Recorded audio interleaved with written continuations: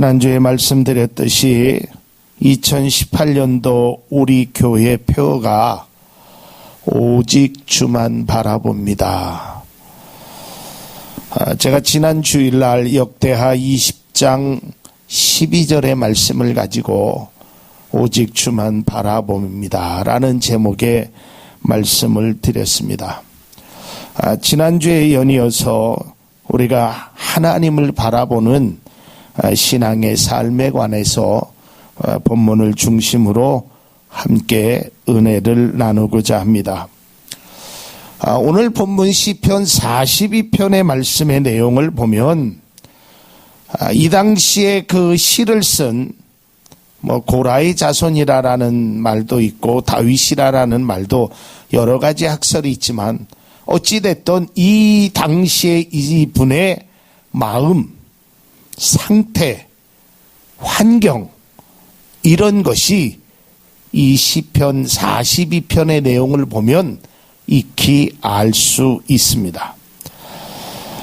오늘 이 말씀을 보면 얼마나 고난 중에 있었으며 깊은 밤에 주야로 눈물을 음식을 삼았으며 낙심과 좌절 가운데 있었다라고 표현되고 있습니다.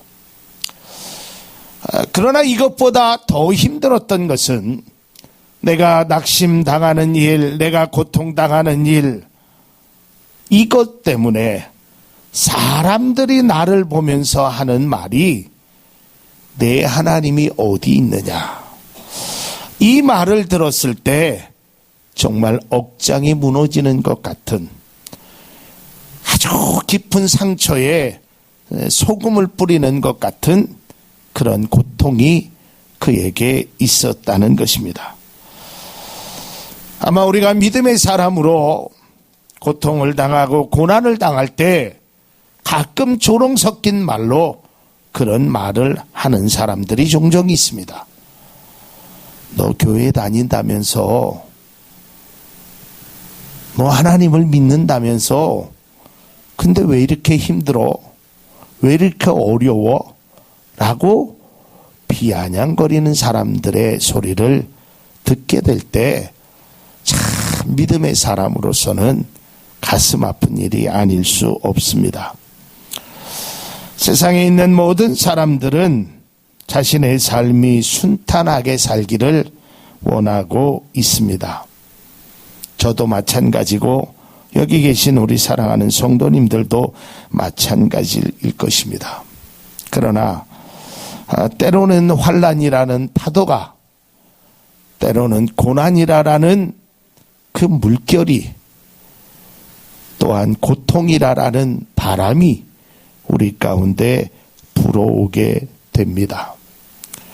어떤 분들은 사업을 하다가 실패하기도 하고, 어떤 분들은 질병으로, 또 어떤 분들은 뜻밖의 재난과 사고를 당하게 되는 것입니다. 뿐만 아니라 부부간에, 또한 자녀간에, 그리고 주변의 사람과의 관계에서 고통을 당하게 됩니다. 그러나 우리가 세상의 일들만, 육신적인 일에서만 우리가 고통을 당하는 것이 아니라 영적으로도 우리가 때로는 침체를 경험하고 슬럼프에 빠질 수도 있다라는 것입니다. 믿음이 좋은 사람이라고 해도 늘 기쁘고 감사한 것만은 아닐 것입니다. 예상치 못했던 사건과 상황 앞에서 낙심되고 실망할 때도 있을 것입니다. 그로 인하여 자신감을 잃고 아무것도 할 수 없는 무기력한 것을 경험하기도 합니다. 입술로는 찬양을 하지만 마음은 그렇게 즐겁지 않습니다.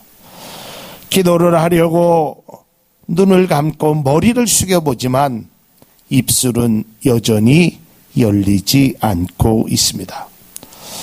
말씀은 듣지만 온갖 세상의 생각으로 나의 삶을 지배하는 경우도 있습니다. 이러한 영적인 침체가 잠깐 슬럼프로 왔다 가면 되지만, 그나마 다행이지만 계속적으로 그 침체기 속에 빠져 있으면 신앙에 회의감마저 들게 되고 심각한 위기에 빠지게 되는 것입니다.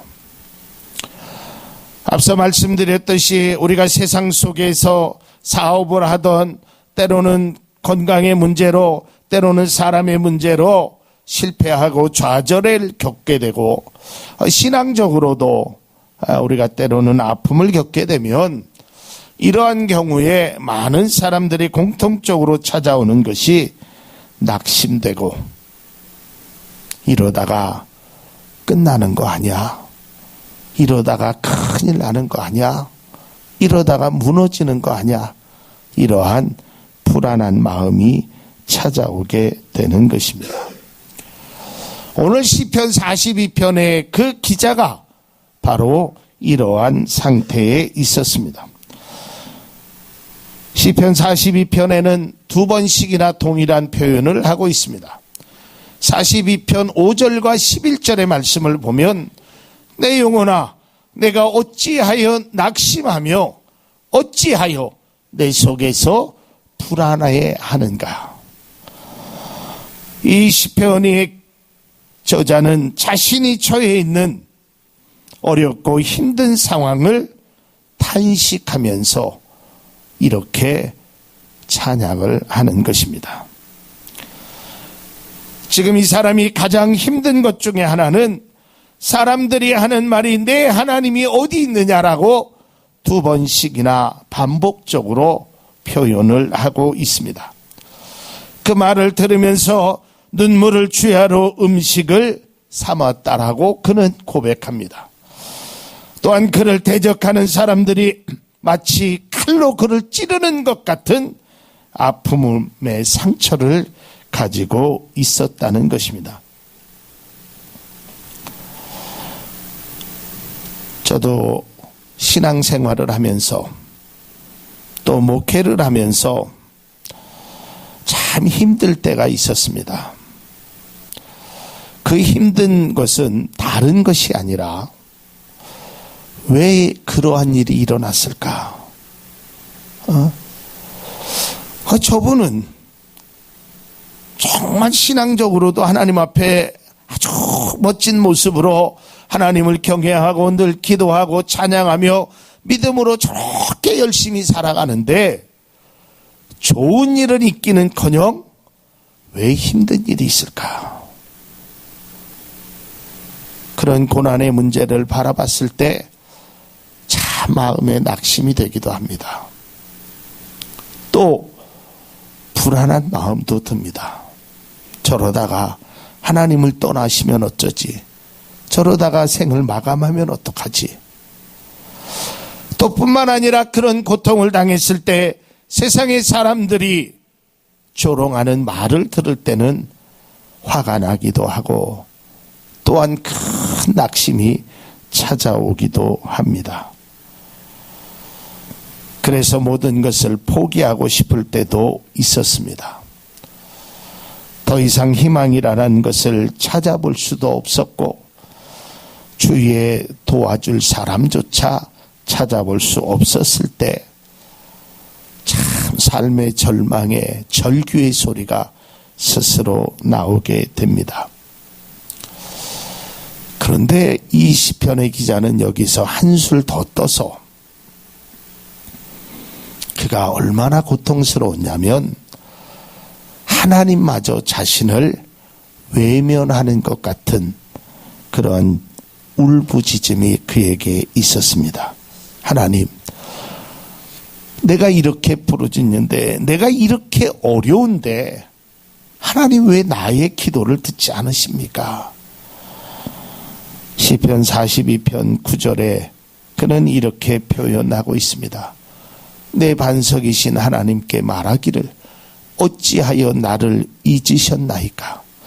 내가 어찌하여 원수의 압제에 말미암아 슬프게 다니나이까 하리로다. 눈물이 앞을 가리고 이제는 나락으로 떨어져서 더 이상 떨어질 데도 없는 그러한 상황 속에서 처참한 모습으로 하나님 앞에 부르짖는데 하나님의 응답은 없는 것처럼 느껴지는 것입니다. 남은 것은 절망이었습니다. 남은 것은 좌절과 실망뿐이었습니다. 어쩌면 기도할 이유조차도 찬송할 힘마저도 모든 것이 없는 그러한 무기력한 상태의 모습을 보이게 됩니다. 제가 시편 말씀을 묵상하는 가운데 많은 곳에서 이런 절규의 시편의 모습을 보게 되었습니다.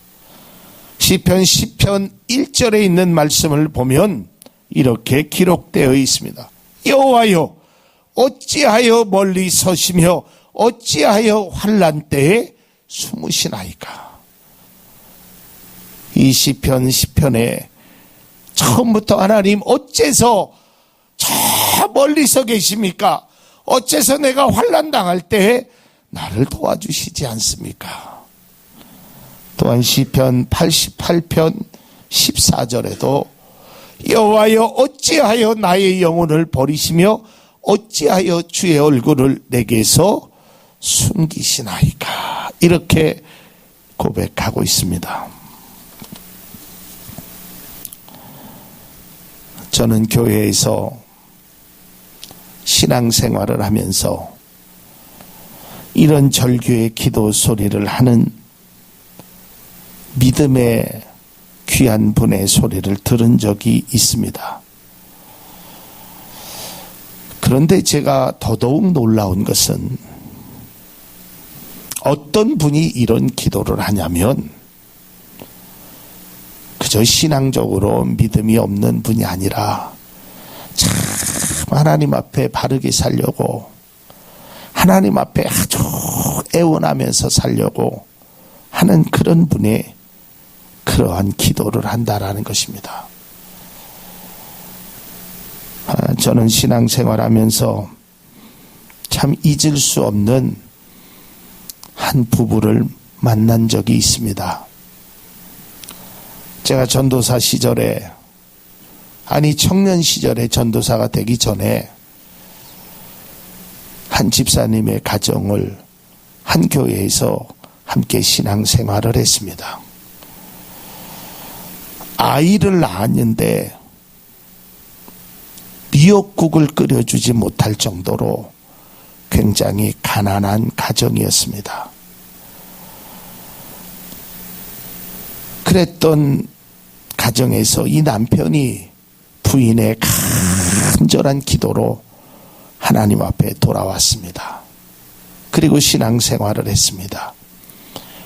그리고 열심을 다해서 일을 했습니다. 그가 했던 일은 다른 것이 아니라 연탄을 배달하는 일이었습니다. 연탄을 지게에다가 지고 아파트 5층, 그 당시에는 다 연탄을 뗐던 터라 연탄을 배달하는 것입니다.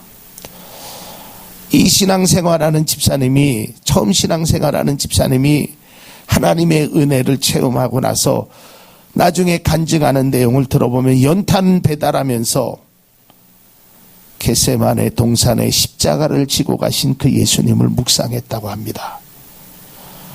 한 발자국 한 발자국 그 계단을 오르내리면서 그 주님의 십자가를 생각하니까 하염없이 눈물이 났다고 합니다.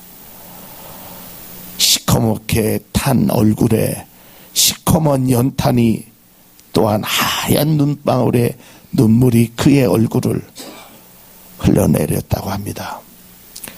그렇게 하나님 앞에 열심을 다했던 그분의 삶. 그러면서 그분이 하나님 어찌하여 나에게 이러한 시련을 주십니까? 소위 우리가 말하는 많은 어려움을 당한 사람들은 믿음이 없어서가 아닙니다.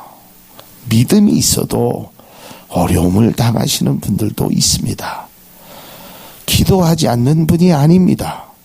기도해도 환난과 고난이 찾아올 때도 있다라는 것입니다. 오늘 본문의 이 시편의 이 기자는 오늘 본문 1절을 이렇게 말을 합니다. 목마른 사슴이 시냇물을 찾기에 갈급함 같이 내 영혼이 주를 찾기에 갈급합니다. 내가 하나님을 찾기에 갈급합니다. 그러면서 6절의 말씀은 내가 주님을 기억합니다. 그리고 8절에 생명의 하나님께 기도합니다. 이렇게 기도했던 사람입니다. 갈급한 사람입니다. 절망과 실망, 낙심과 좌절, 원인도 알 수 없었고 이러한 어려운 상황이 있을지라도 그는 더 이상 절망할 수는 없었습니다. 그런데 이렇게 열심을 다하여 주님을 찾았는데도 일의 끝이 보이질 않는 것입니다. 하나님께서 내가 그렇게 주님을 찾으면 내 목마름을, 내 갈증을, 내 어려움을 조금 해소시켜 주시면 좋으련만 이게 잘 안 되는 것이었습니다. 지금 당장 하나님의 응답을 기대하였지만 하나님은 저 멀리 계신 것처럼, 아니 아예 내 기도를 들으시지 않는 것처럼 느껴졌습니다. 외면하시는 것 같았습니다. 이 절박한 환경으로부터 도저히 벗어날 수 없는 그러한 상태에 그가 있었습니다. 그런데 바로 그때 절망과 괴로움과 근심의 그 순간에 그가 깨달은 사실이 있었습니다. 그것이 바로 오늘 본문의 핵심인 것입니다. 시편 42편 5절에 있는 말씀, 내 영혼아 내가 어찌하여 낭망하며 불안하여 하는 것, 너는 하나님을 바라라. 여러분들은 익히 아셨는지 모르지만 저는 이 말씀을 묵상하는 가운데 이 말씀은 찬송가의 복음성가의 가사에도 나오는 말씀입니다. 근데 이것은 천사가 그를 얘기한 말이 아닙니다. 어떤 믿음의 사람이 그에게 한 말이 아닙니다. 자기가 자기에게 한 말입니다. 이게 놀랍다는 것입니다. 사슴이 시냇물을 찾듯이 갈급함같이 주님을 찾았는데 사람들이 하는 말이 내 하나님이 어디 있느냐, 그래서 내가 내 눈물로 음식을 취하러 먹는 이러한 어려움 중에 그가 자기 스스로에게 얘기하는 겁니다. 여러분 스스로에게 이야기하시고, 현구야 네가 어찌하여 낭망하며 불안하여 하느냐. 너는 하나님을 바라라. 하나님을 바라보아라.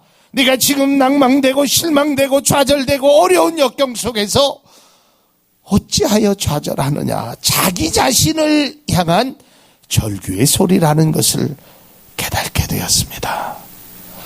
이건 다른 사람이 누군가 들려주는 소리가 아니라 내가 나에게 하는 것입니다. 네가 어찌하여 낭망하며 불안하여 하냐. 너는 하나님을 바라보아라. 시인은 지금 자신의 내면, 자신의 영혼, 자신을 향하여 음성을 외치는 것입니다. 그 절박한 상황에서 부르짖는 그 시인의 음성은 너는 하나님을 바라라. 너는 절망하지 말고 낭만 가운데서 실망하지 말고 낙심하지 말고 하나님을 바라라. 하나님을 바란다는 것은 우리의 소망을 하나님께 둔다는 것입니다. 시인은 지금 자신을 향해 아무리 어렵고 힘들더라도 내 영혼아, 너는 하나님께 소망을 두라라는 것입니다. 사랑하는 성도 여러분, 지금 어떤 어려움과 시련 가운데 있습니까? 때로는 너무 힘들고 어려워서 좌절하고 싶은 마음이 들 때도 있으십니까? 또한 도무지 이 고통으로부터 헤어날 수 없는 것 같은 상황에 있다고 생각하고 있습니까? 이러한 상황이면 누구에게 찾아오는 것이 낙심과 실망입니다. 여러분, 어떤 사람이 낙심하는 줄 아십니까? 신앙적으로 어떤 사람이 더 시험에 드는 줄 아십니까? 내가 열심히 했는데 실패한 사람이 더 낙심되는 것입니다. 여러분, 내가 열심히 공부했는데 성적이 안 나오면 그 실망은 이루 말할 수 없습니다. 내가 무언가 노력하고 열심을 다하여 하나님 앞에, 또한 내가 세상의 일들 속에서 내가 열심을 다하여 살아왔는데 문제가 당하면 그 사람이 느끼는 그 마음의 충격은 이루 말할 수 없게 되는 것입니다. 신앙에 관심도 없는 사람은 하나님의 기도 응답을 하시던, 하나님이 어떠한 은혜를 주시던 그런 것에 대해서 실망하지 않습니다. 마치 내가 노력하지 않고 결과가 나타나지 않은 것에 대해서 그냥 조금 속상하다가 말게 되는 것입니다. 그러나 정말 많이 내 몸을 다하여, 마음을 다하여, 성품을 다하여 하나님을 사랑했습니다. 목마른 사슴이 시냇물을 찾기에 갈급함 같이 하나님을 찾았습니다.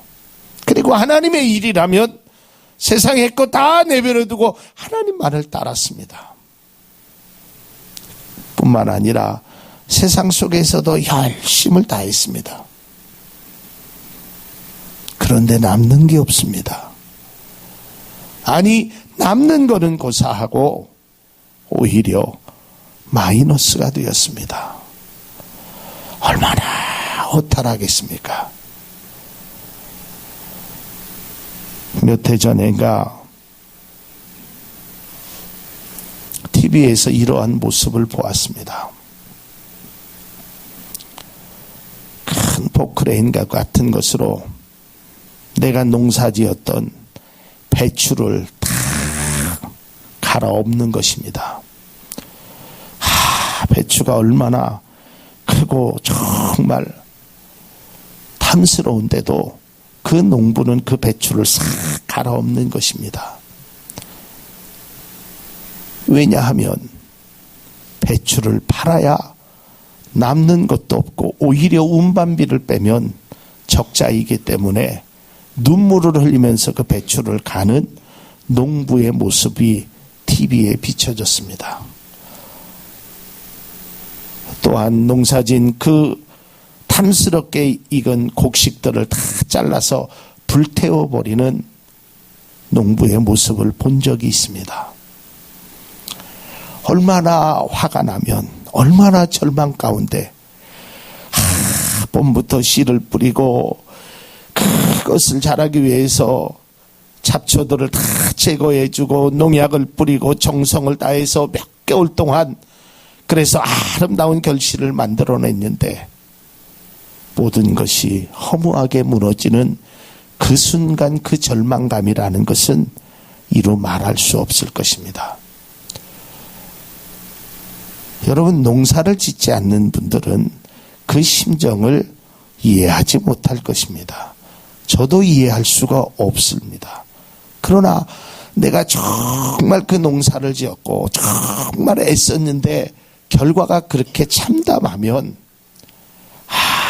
이루 말할 수 없는 절망이 있습니다. 이 절망은 또 다른 희망을 꺾게 됩니다. 의욕을 상실하게 만듭니다. 내가 또 할 수 있을까? 내년 봄에 또 씨를 뿌릴 수 있을까? 이런 좌절이 우리에게 찾아오게 된다는 것입니다. 엘리야가 갈멜산에서 850명의 그 거짓 선지자들 앞에서 혼자 당당히 주님 앞에 기도했습니다. 얼마나 멋진 장면인지 모릅니다. 열왕기상 18장에 있는 장면을 보면 아주 통쾌합니다. 3년 6개월 동안 비가 내리지 않는 곳에 기도함으로 하나님께서 비를 내리워 주셨습니다. 정말 멋진 모습입니다. 그러나 그런 엘리야도 아합이라는 여인이 아합과 이세벨이 그를 죽이겠다고 달려듭니다.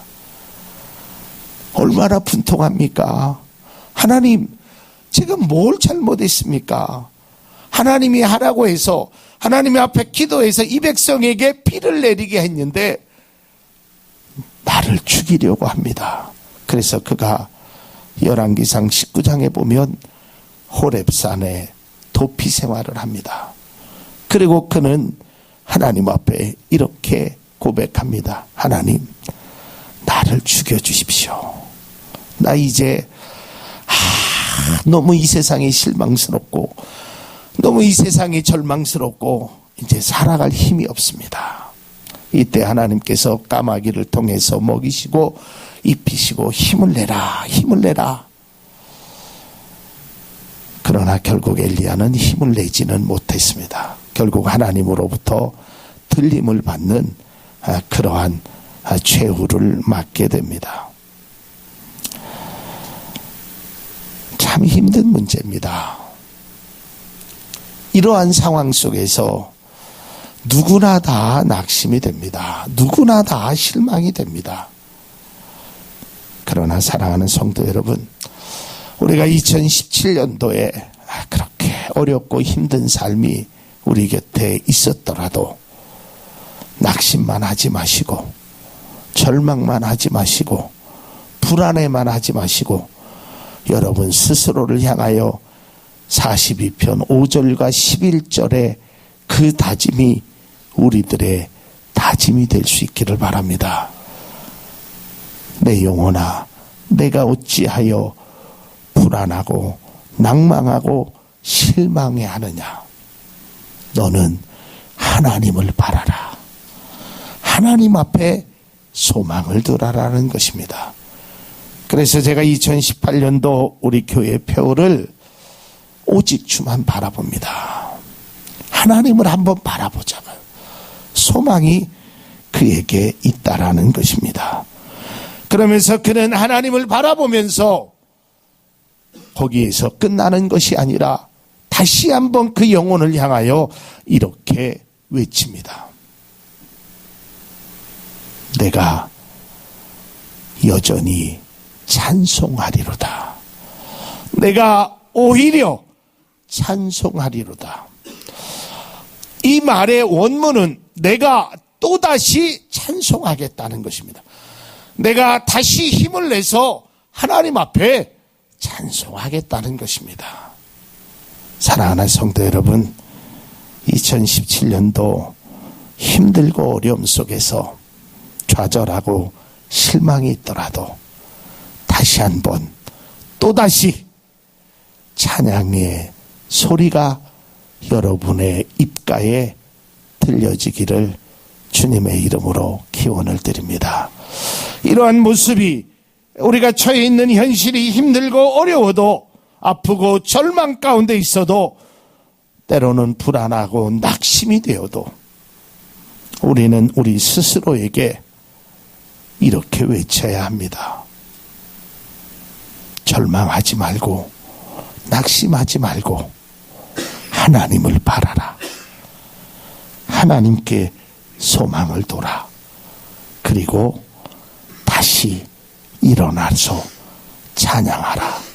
2018년도 이러한 은혜의 모습으로 우리가 다시 한번 새 힘을 얻고 주님만 바라봄으로 다시 절망과 아픔과 시련에서 이겨내는 우리 교회, 우리 성도님들이 될 수 있기를 주님의 이름으로 기원을 드립니다.